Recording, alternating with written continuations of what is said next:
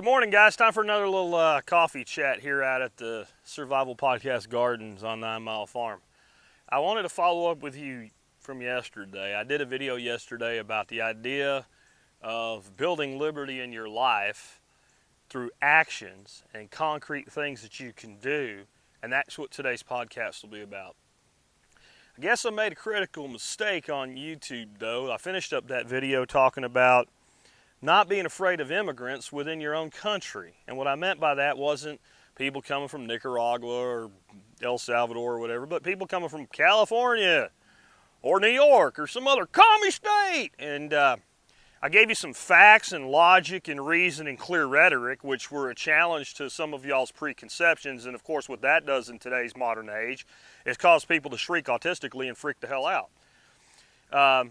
People always talk about the left being triggered, and the left is easy to trigger, but you guys that are way right, you guys are way easy to trigger too. I mean, good God. So I pointed out something, for instance, that in the last general election in the state of Texas, that Californians who came to Texas broke harder Republican than native Texans did. But that just went right over some of y'all's heads, and you start screeching and yelling and bitching about, them commies are coming here and they done messed up Idaho already and you don't know. They don't share your Texas values. And you people doing that, and the reason I say it that way is because you're typing like a whole paragraph in all caps. You look like a deranged lunatic when you do that. In fact, from this point forward, I'm making a new policy on my YouTube channel. And don't bitch that it's censorship, because it ain't censorship. It's my damn channel. I'll do what I want with it. It's not a platform. It's a channel. It's my means of communication. If you type 2 paragraphs or more in all caps, I consider you a raving lunatic with nothing to contribute to the conversation, and I'm going to ban your ass from my channel because I just don't need raving lunatics on my channel. And that's what you look like. Cap lock. I'm going to tell, and I know one of y'all right now you're doing it. Okay, fine, I'll ban you. Anyway, not a single person that claimed all that shit brought a single statistic or fact along with their argument. They brought no logic, they brought no reason, they brought no clear rhetoric, they brought no statistics, they brought nothing that you could look up and determine was actually true, and they were screeching about how liberals from California ruined Oregon. Well, I went and looked, and as far as I cared to look back was 1992, and the state of Oregon's been run by Democrats since at least 1992. That's 28 years. Most of y'all screeching and yelling are only about 35 years old. So it's been a Democrat state since at least y'all was a little 7-year-old kid running around still picking your nose, and you're screeching and yelling and making no damn sense to anybody. Well, I know because I live here and I've seen them come. Well, okay, fine. Let's just do what we always like to do when it comes to a problem. Look at solutions. See, the thing is, I'm not disagreeing with you that in some instances some people don't come from some states to other states and change the voting demographic and radically transform a state over time. That's called a republic, stupid. That's how it works here, okay? That's how this works, and it works in both directions. And the reason you're screeching autistically about it and all triggered about it is because it works. It works. It's the only true democracy in our republic. Your vote doesn't mean jack diddly shit as an individual. And I know they've conditioned, I know you believe it, and I'll tell you why you believe it. Here's why you believe it. First time I ever voted for President of the United States, my vote mattered as much as the last time, which I think the last time was 2000, that election in that time frame. But my first time was 1980. And I was a little kid running around picking my nose, going to school. And we had one of them elections in school where little kids vote for president. I did not misspeak. My vote counted as much then as it did when I voted for the last time when I decided I was done with voting. It meant just as much as an individual.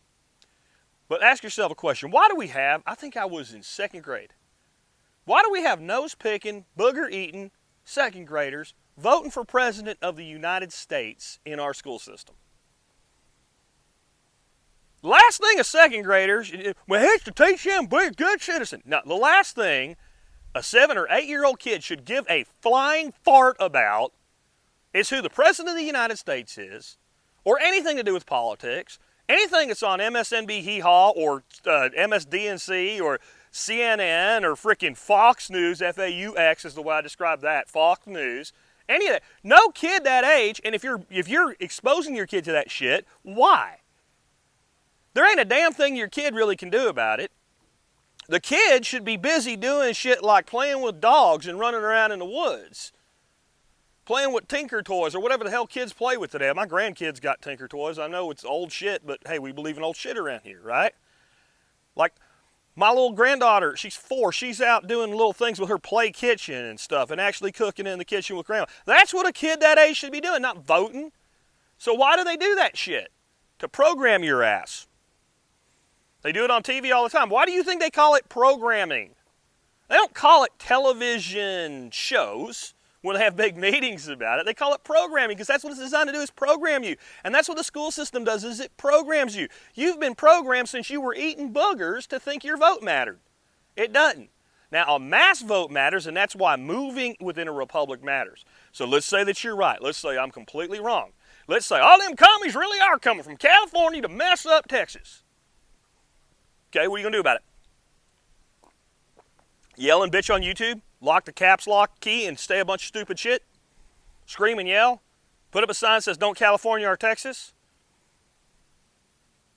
Tell people they ain't welcome here? Whatever. Do you know what all of that shit will do along with a $5 bill? It'll buy you a really shitty cup of coffee at Starbucks. It won't do square root of F all. Oh, gee, some of y'all are offended by the F word. It won't do the square root of fuck all. It won't do fucking anything. It won't change a fucking thing. But you'll feel better. It's catharsis. It's just like your vote. Okay, fine. Ranting and raving and screaming at a man in text who you don't even know shit about. Because those of you doing this, I can tell, y'all don't know anything about me, my work, or my situation. Some clown yesterday said, let me tell you what I did up in the wilds of British Columbia. There ain't nowhere else in the world you can do it. And one of the other commenters that's been following me for 12 years is like, Jack has all that shit right on his property right now, dumbass. Right? So you can live the way you want to live within this great republic. You'll never outrun it. No, because the whole damn country's turned into liberal. The whole country is. And it's for the reason I've been trying to explain to you. The cities are liberal factories. Why do people go to cities? If you had to give a single word, one word answer to that, what is the one thing that drives people to cities? A lot of you saying employment. Yeah, but that's not encompassing enough. It's a good answer. It's not the right one. Not in my opinion anyway. And it is my opinion. Some of you, you're not always right. I have as a tagline of my show, in addition to helping you live a better life, if times get tougher, even if they don't, I reserve the right to be wrong. I've been saying I reserve the right to be wrong since 2008. Again, it takes facts, logic, reason, and clear rhetoric to convince me of something I've made a decision on being wrong. And if I'm not getting that from you, I'm not interested. Okay? So, yes, I can be wrong. In this instance, though, why do people move to cities? I have the number one answer. And I know a lot of you think, well, it is employment. Economic opportunity. That's 2 words, and it goes back to employment. The word is security. And it's a word you would never think of because, yes, you are much more physically secure right now in my backyard than you are in some parts of downtown Dallas, Texas, or Oakland, California, or Los Angeles, or Portland, or what have you. But employment is a form of security. It's a form of financial security.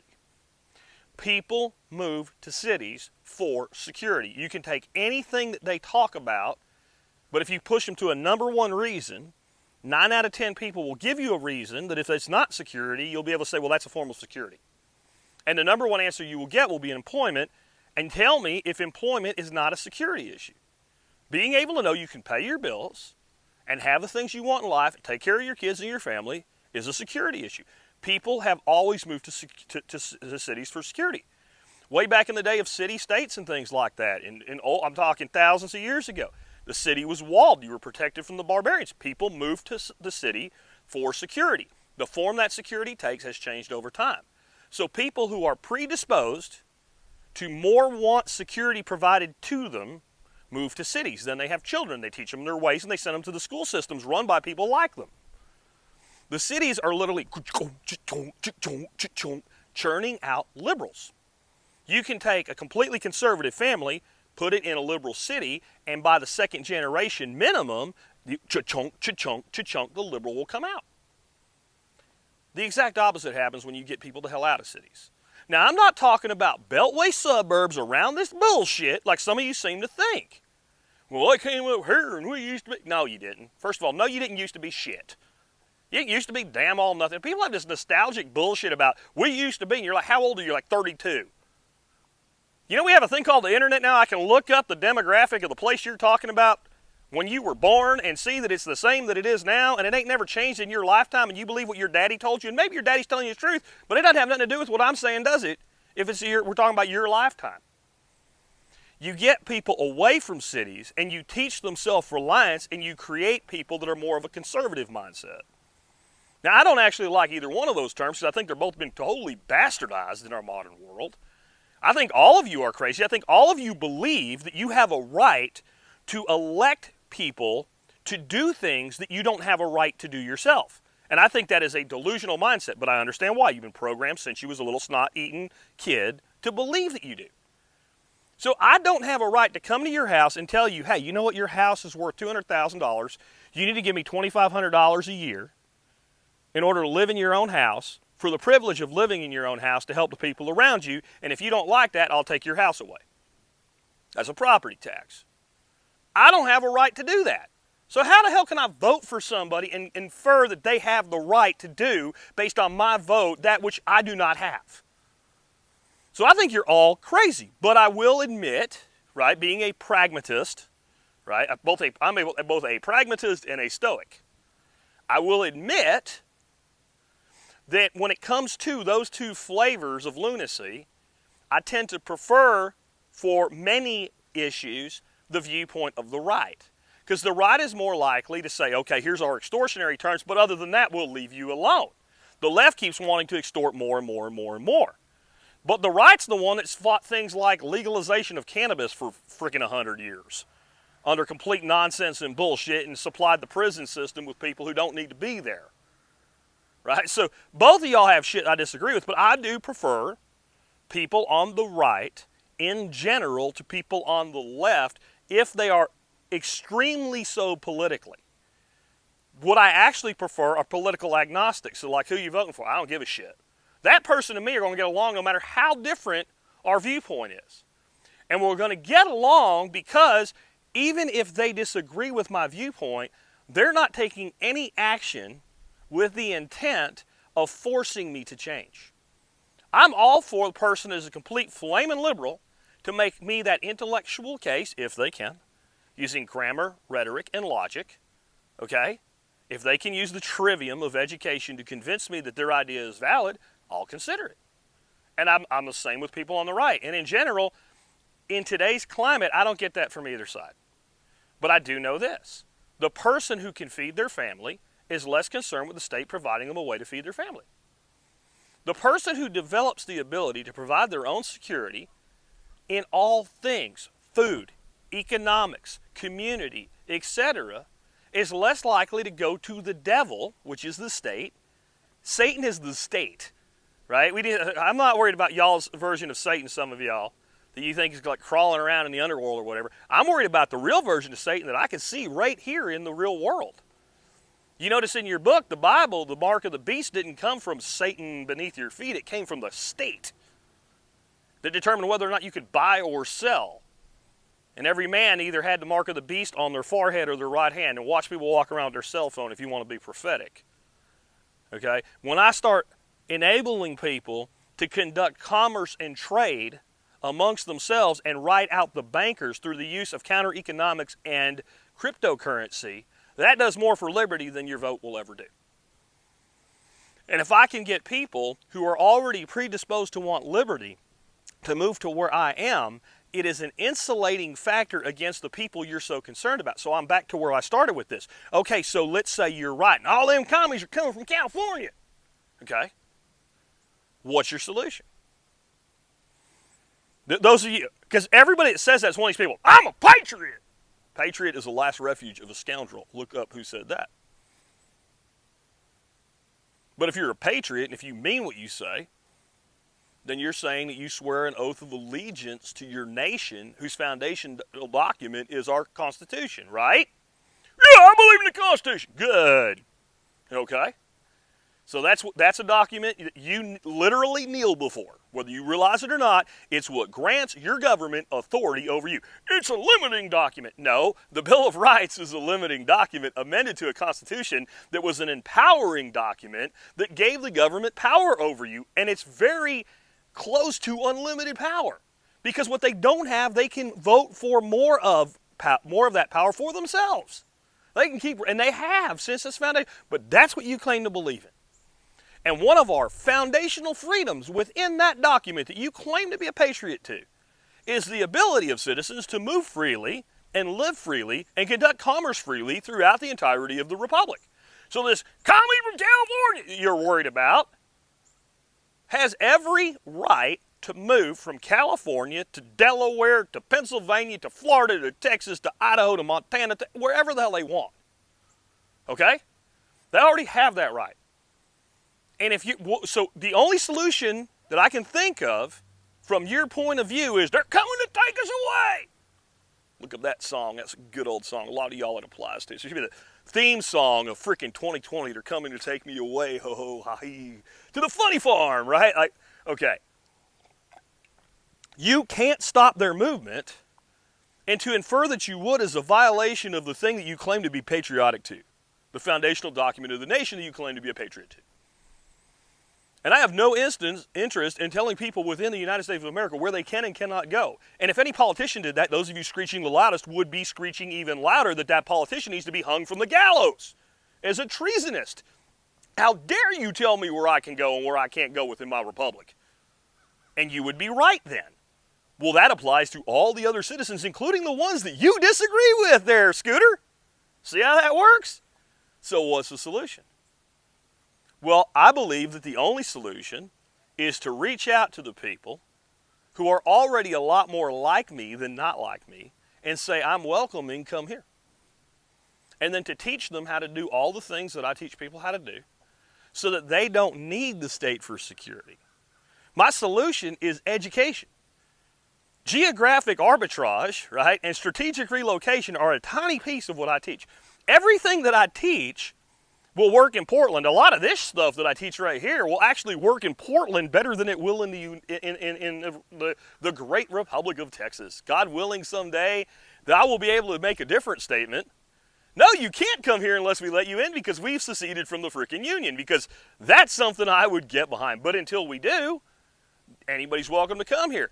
I'm simply rolling out the welcome mat for people that listen to people like me. Because if you're right, if, let's say, 100 crazy lunatic commies from California and Oregon are coming to Texas every week, or 1,000, whatever that number is, the best thing I can do is bring in at least one more. So if it's 100, I need to bring in 101 that think with Texas values that some of y'all are talking about you don't know anything about because you've never damn even been here before. That's the solution. The solution number one, empower the people that are already here so they don't need to be dependent upon the cities and the government. Number two, bring people that think that way here and keep teaching and doing what's right. And screaming and yelling and gnashing teeth and wailing and acting like a little punk bitch because somebody might come to your place that you don't like and don't agree with won't do anything.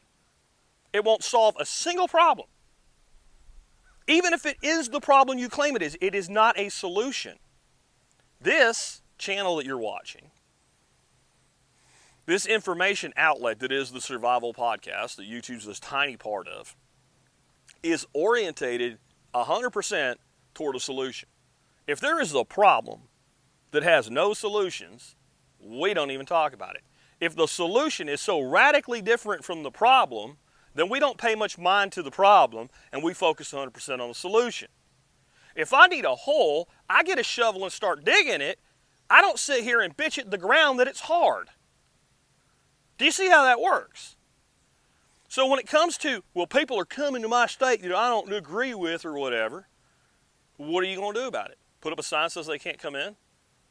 Meet them at the border with your rifle and tell them to turn around and go home?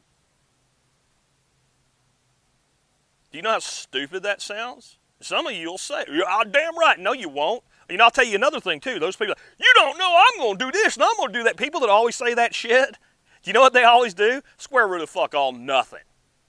They do less than nothing. By talking about something you're going to do that you're never going to do, it's actually worse than just not doing it in the first place. You're not going to do anything. You're going to sit there, you're going to vote harder next time with Harry and Lloyd, and you're going to bitch about not getting what you want. However, there's a whole movement of people who have decided, the hell with this, I'm going to build what I want. And if you came into this channel in the past few weeks while I've been doing these videos about this particular subject and about civil unrest and things like that, and you thought you signed up for something that was going to just sit around and bitch all the time and not challenge you with facts, logic, and reason, and not challenge you with things that you can actually do, you picked the wrong horse. Go find another rodeo to watch. Rest of y'all, been doing this for 12 years. We ain't going to stop anytime soon. Hope you're enjoying the ride, and let's keep going. Let's keep building. Let's keep teaching people how to take care of themselves. I come at this from a permaculture ethos. Prime directive of permaculture, the only ethical decision is to take responsibility for ourselves and for our children. That is everything that I do comes from that. First and foremost, responsibility that I have is to take responsibility for myself and for the generation that I'm responsible for bringing up under my own roof, my grandkids, my son, the rest of my family. That is my first focus. I do that first. Everything else, get to it after that happens. And teach other people how to do the same thing. Teach people how to feed themselves. Teach people how to take care of their money. Teach people how to make money. Teach people how to keep money out of the hands of Satan. That's knowing how to work the tax code. Teach people counter economics. Teach people to get rid of the debt slavery that we're taught that we're supposed to be in for our entire lives. All that shit does more than bitching and yelling in all caps. I'll catch up with you tomorrow with more.